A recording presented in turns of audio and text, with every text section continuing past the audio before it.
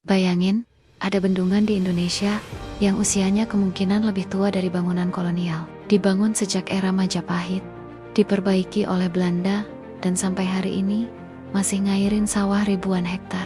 Ini bukan mitos tapi ini nyata.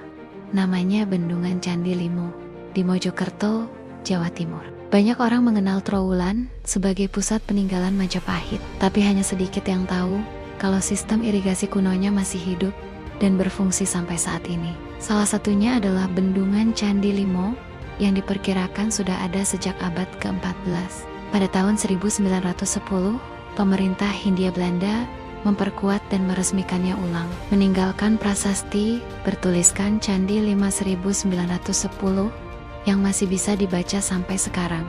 Ciri Majapahit ada, ciri kolonial juga ada. Buktinya, di sisi pintu airnya terpahat arca Dewa Kala, simbol penjaga gerbang dalam budaya Hindu Jawa, sesuatu yang gak mungkin dibuat Belanda. Artinya bendungan ini memang berdiri di atas fondasi era kerajaan dan bukan proyek baru era kolonial. Secara fungsi, Candi Limo ngatur aliran sungai Landean dan menyalurkan air ke lebih dari 1.500 hektar sawah di Jatirejo, Trowulan, sampai perbatasan Jombang.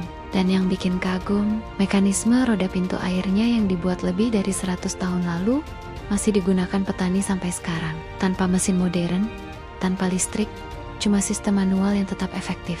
Jadi jelas, teknologi air di Nusantara bukan baru muncul di era modern, tapi sudah dimulai sejak kerajaan besar seperti Majapahit, lalu disempurnakan kolonial, dan diwariskan ke kita hari ini. Bendungan ini bukan cuma bangunan tua, tapi bukti bahwa sejarah itu hidup, mengalir, dan dipakai.